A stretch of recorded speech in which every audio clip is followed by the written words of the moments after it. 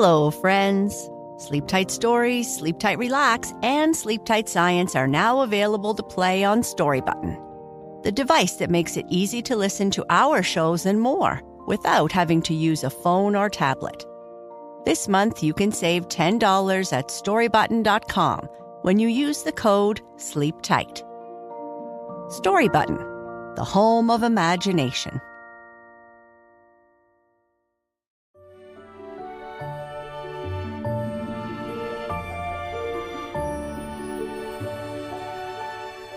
Hello, friends, and welcome to Sleep Tight Stories.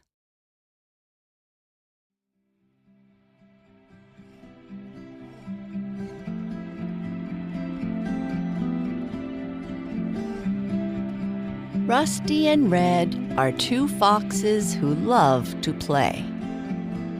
Now that it is springtime, they are enjoying running through the forest, playing chasing games.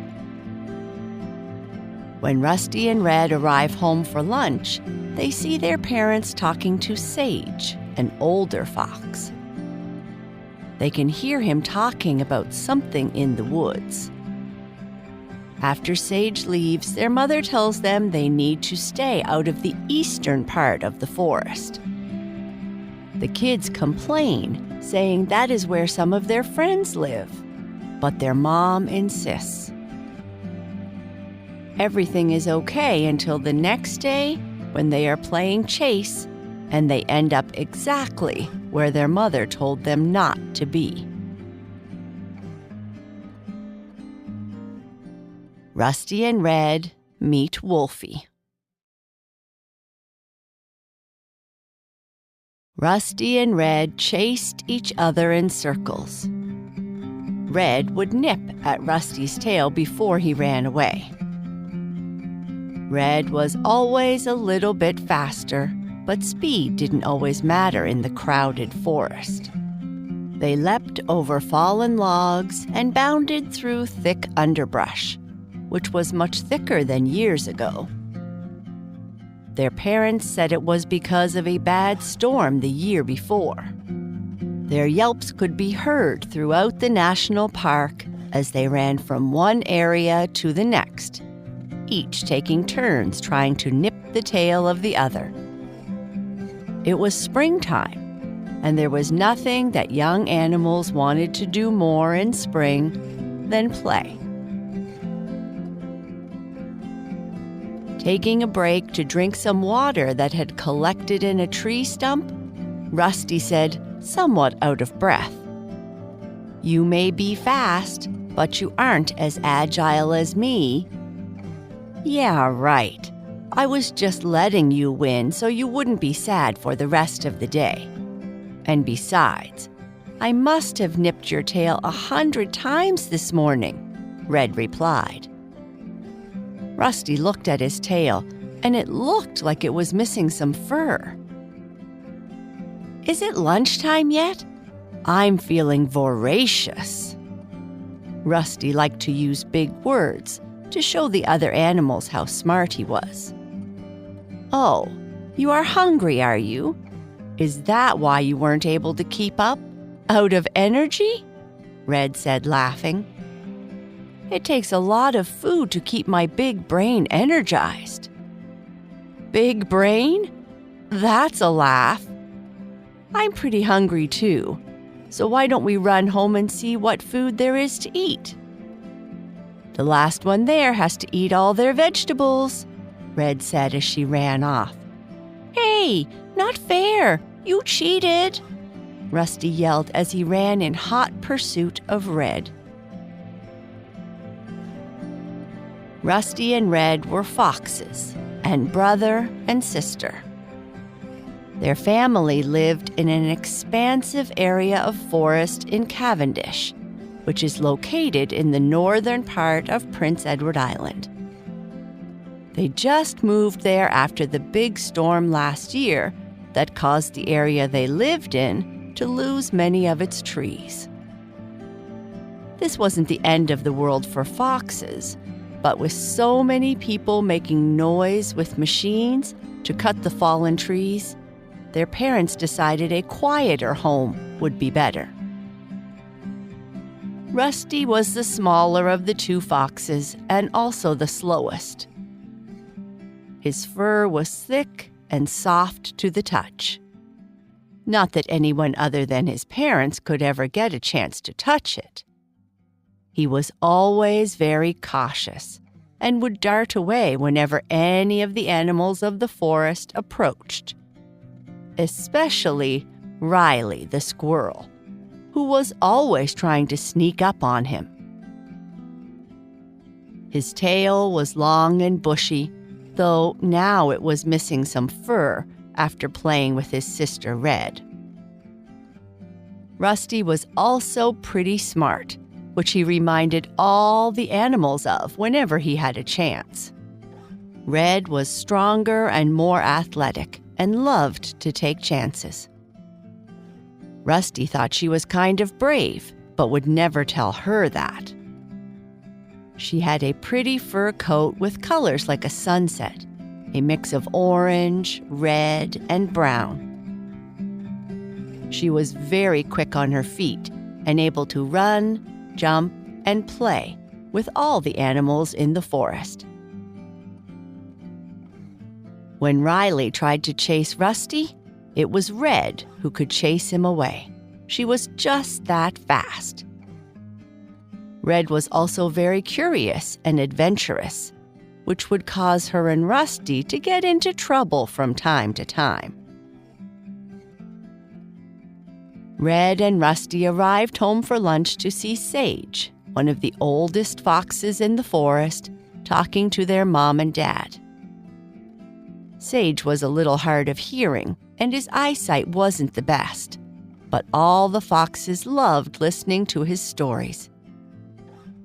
Even with his graying, thin, matted fur, he still looked handsome and proud. "Hey, Mom, we are starving. What's for lunch?" Red asked. "You shouldn't interrupt your elders when we are talking, Red," her father said with a serious tone. He was always so strict and serious. "Over there," their mother whispered. Red and Rusty immediately scampered toward the place their mother pointed to, jumping over a fallen tree in the process. "I'll leave all the vegetables for you," Rusty said. "I hear they are good for your brain and you need all the help you can get." "I would leave it all for you if I wasn't so hungry. How else are you going to grow big enough to be as fast as me?" Red retorted. As they were eating, they listened to what Sage was saying to their parents. "I'm telling you, that part of the forest is no longer safe. I saw it with my own eyes, and I am the only one who has seen one before. We must not go to that part of the forest until we know it has moved on," Sage said. "But I thought they haven't been spotted here for generations," Red and Rusty's father asked. "In all my years, I don't think they have ever been mentioned." "Who knows how the creature got here, but I'm telling you they are dangerous. We can't let our guard down," Sage said in a hushed tone. "Okay, Sage. It's better to be safe than sorry. We'll tell the kids," Red and Rusty's mother said. "All right, then. Well, I best be off. Thank you for the food," Sage said as he stiffly and slowly walked away. "What was that all about, Mom?"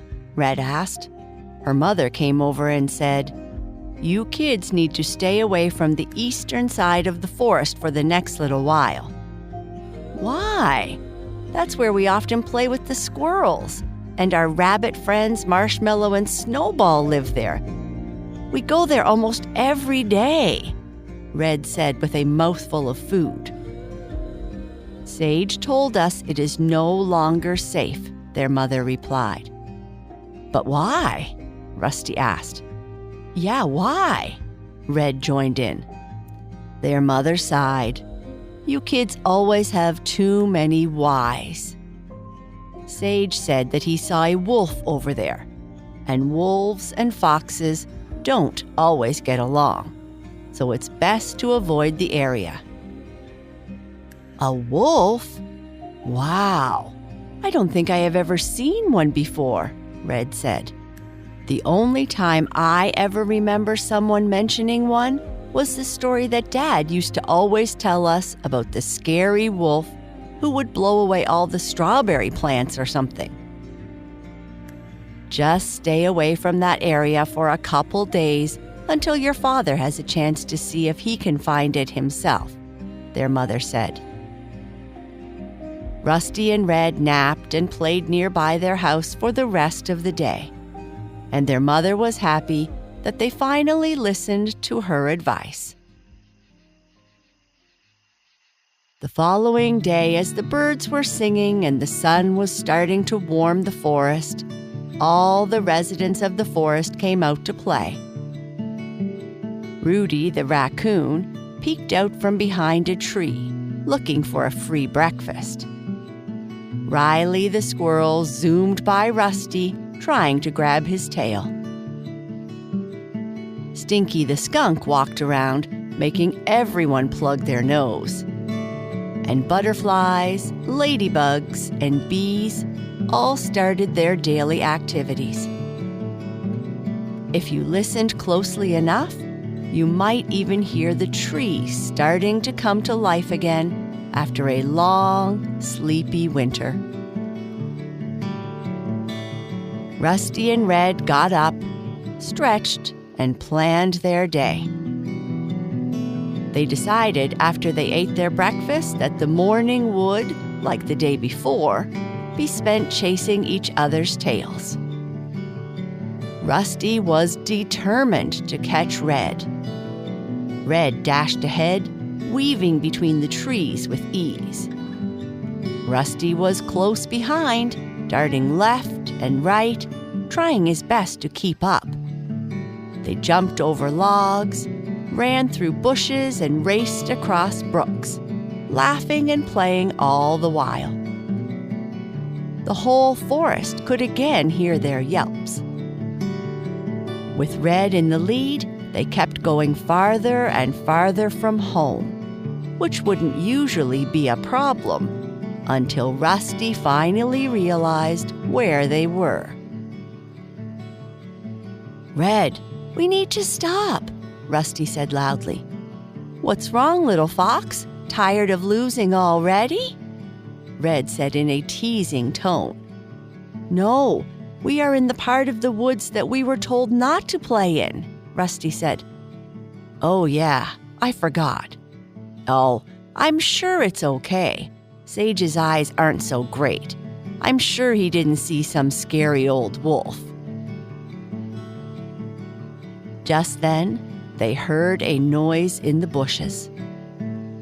Rusty, being the most cautious, stopped moving immediately and became tense, ready to run off.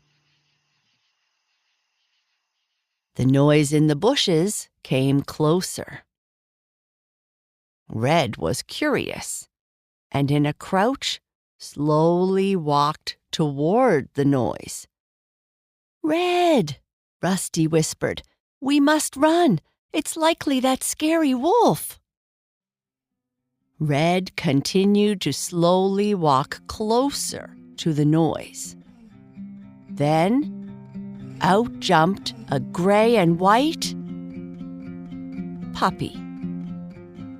And Rusty, scared, immediately ran away.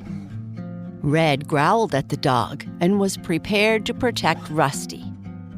But at the sound of Red's growl, the gray and white puppy whimpered and rolled on its back, showing that it was not something to be scared of. "Hi, my name is Wolfie. You don't need to be scared or angry at me. I'm just lost and hungry." "Hey, Rusty, you can come back now," Red yelled. "The big bad wolf is a puppy just like us." Rusty, cautiously as always, walked slowly back from his hiding place in the forest and joined his sister Red to meet the big bad wolf. "I'm sorry if I scared you," Wolfie said. "I've been wandering around the forest for a few days now, and I'm afraid I am very lost." Are you some kind of dog? Rusty asked. I'm a husky, I think, and I was walking with my family a few days ago, and when I saw a squirrel zooming past me, I just couldn't help but chase after it. And I chased it for so long and went so far that I couldn't find my family afterwards. I hope they aren't too worried about me. It sounds like you met Riley the squirrel. He's always playing these kinds of tricks. You probably couldn't catch up to him because he would have climbed a tree, Red said with a sigh. Oh, he's always causing trouble. Well, if you are hungry, I guess we could give you something to eat at least, Rusty said. Won't Mom and Dad be surprised when they meet our new friend? Red said, laughing. They certainly will. Follow us, Wolfie. We will take you to our home, and you can share lunch with us, Red said. Wolfie wagged his tail and followed Rusty and Red as they led him through the forest toward their home. When they arrived, their mother had their lunch ready while their father was still exploring the forest and collecting food. Hi, Mom, Red said as they arrived. We brought a new friend with us for lunch. Do you mind if we share? And their mother was shocked at what she saw.